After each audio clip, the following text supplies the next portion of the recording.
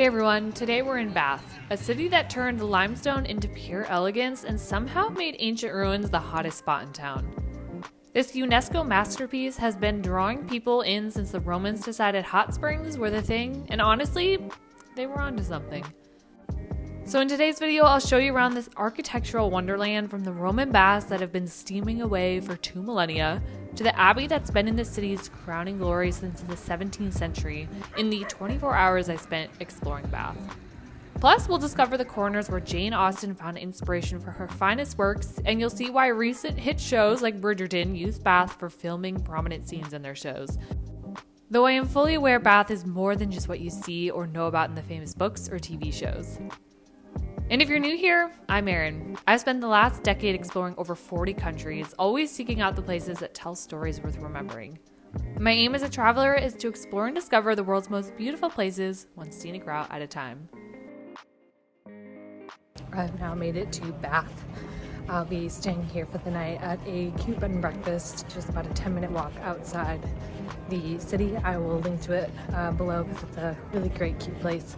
But now I'm just kind of strolling about.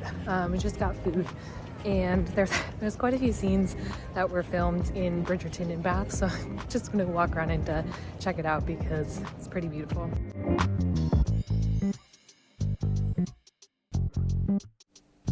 After dropping off my bags, I headed straight into Bath's historic heart. And let me tell you, this place hits you with its grandeur right from the start. The Abbey Quarter is essentially Bath showing off all of its greatest hits in one spot. The Roman baths are right there, still steaming away after 2,000 years.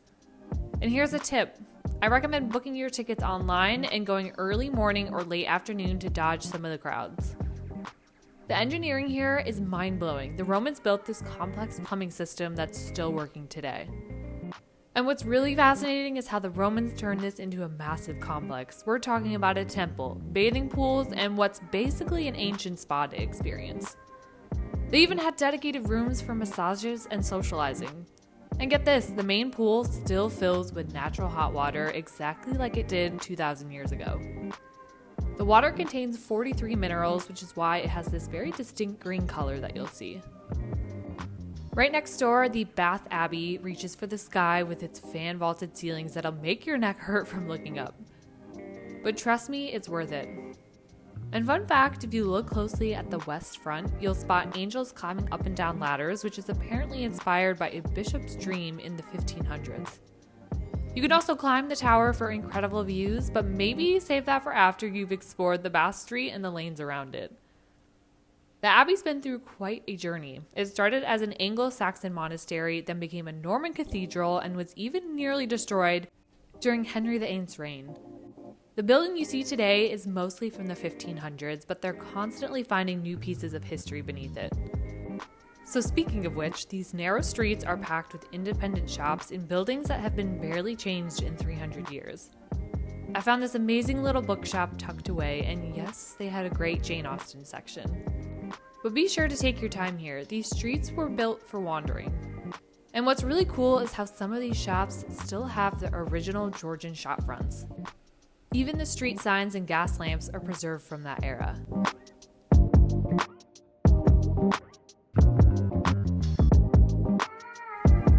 From there, I made my way up to the Circus, and wow, just wow.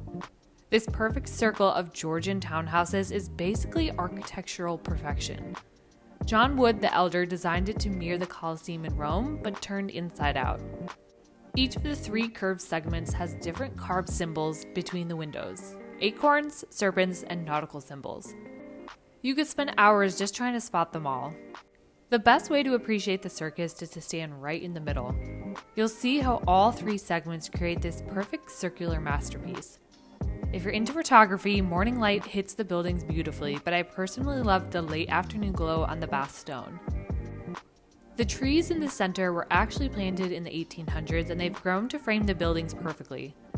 You can even spot some old World War II shrapnel damage on some of the columns if you look very closely. Finally, I made my way to the Royal Crescent, saved the best for last of my day. This sweeping curve of 30 townhouses is probably Bath's most famous view, And let me tell you, sprawling out on that lawn as the sun was setting was exactly what my feet needed after all that walking. The warm light hitting the honey-colored stone, just pure magic. Did you know that while all the front facades had to match perfectly, the backs of these houses are all different? Here's a local tip for you. Grab some treats from the nearby shops, bring a blanket, and join the locals on the lawn. There's something special about watching the day wind down here.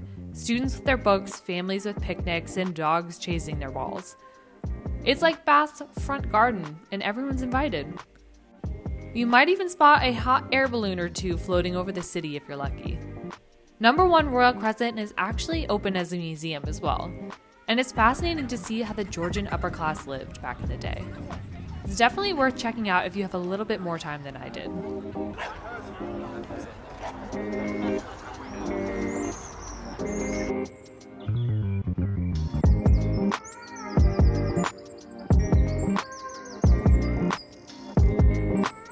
Bright and early on my second morning in Bath, I got up early as the sun was rising for the day. The bed and breakfast I was staying at is perched on a hill overlooking the old part of Bath. There's something very magical about seeing Bath wake up. The way the light hits that honey-colored stone makes the whole city glow like it's dipped in gold. But the real show was waiting at Alexandra Park to start my day. Now here's a spot that most tourists miss, which is crazy because it is hands down one of the best views of Bath. It's up on beach and cliff, and yes, you do have to climb quite a few steps to get up there. But trust me, when you reach the top, the whole city spread out below you like a Georgian masterpiece, you'll forget all about the stairs. From up here, you can spot everything. The Abbey rising up like a crown in the city center, the perfect circle of the Circus, and the Royal Crescent curving elegantly in the distance. The morning light was hitting the city just right, creating this gorgeous scene with spires poking up through. You can really see why they call this place a UNESCO World Heritage Site from up here. It's like someone took all the best bits of Georgian architecture and arranged them perfectly in a valley. Quick tip though, I recommend wearing proper shoes because the morning dew sometimes makes the path a bit slippery. And if you're not up for the steep walk, you can drive up to Alexandra Park. I know for me, I ended up finding a cute little bench up there and just sat for a while watching the city slowly wake up and planning out what other parts of Bath I wanted to explore next. Also, for my photographers out there, get yourself up for sunrise. The way the light moves across the valley, gradually illuminating different parts of the city, it's like watching a really slow light show, and every moment gives you a completely different shot. Just make sure you bring an extra layer because that morning breeze up there is no joke.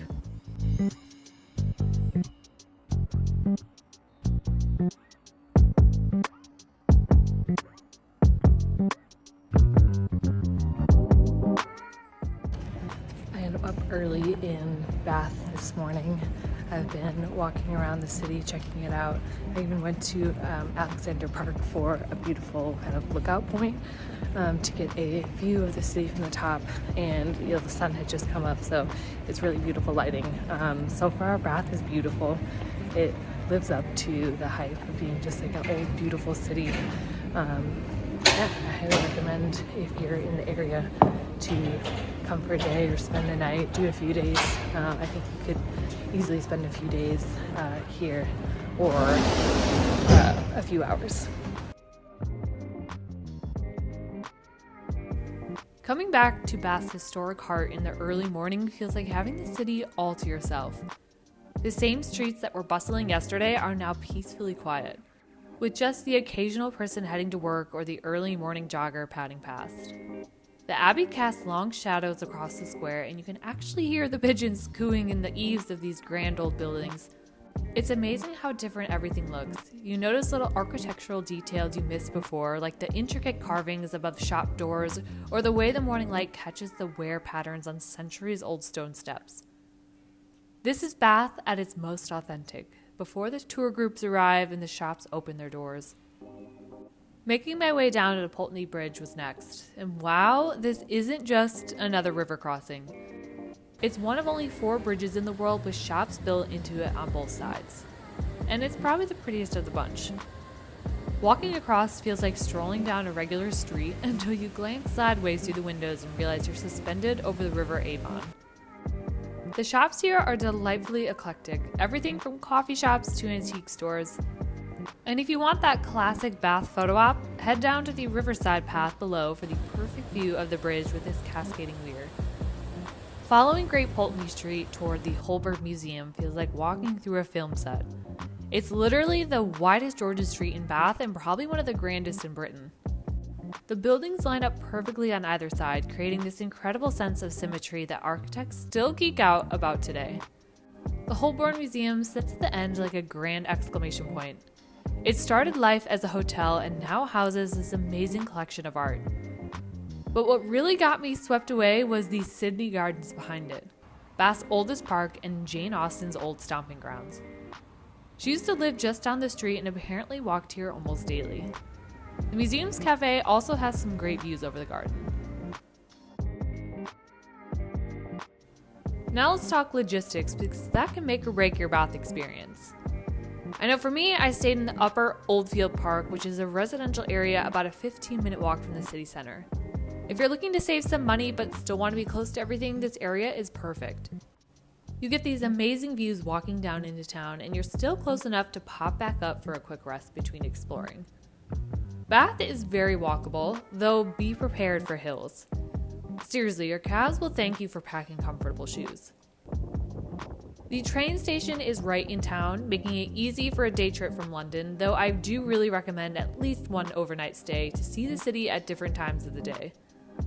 Weather-wise, Bath is typically British. Pack layers and always have a rain jacket handy. Those gorgeous limestone buildings look even more dramatic against moody skies though, so don't let the rain put you off. And here's a money-saving tip for you. The mayor's free walking tours are fantastic and run by super knowledgeable local guides.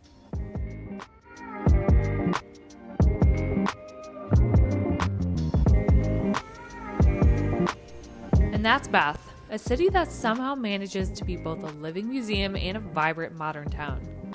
24 hours is definitely not enough time, but it gave me a taste of why people have been drawn here for centuries.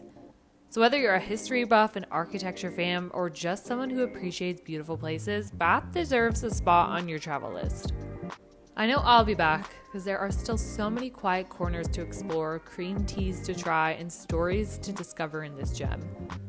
So thanks for coming along on this adventure. Don't forget to subscribe if you want to see where the scenic route takes us next.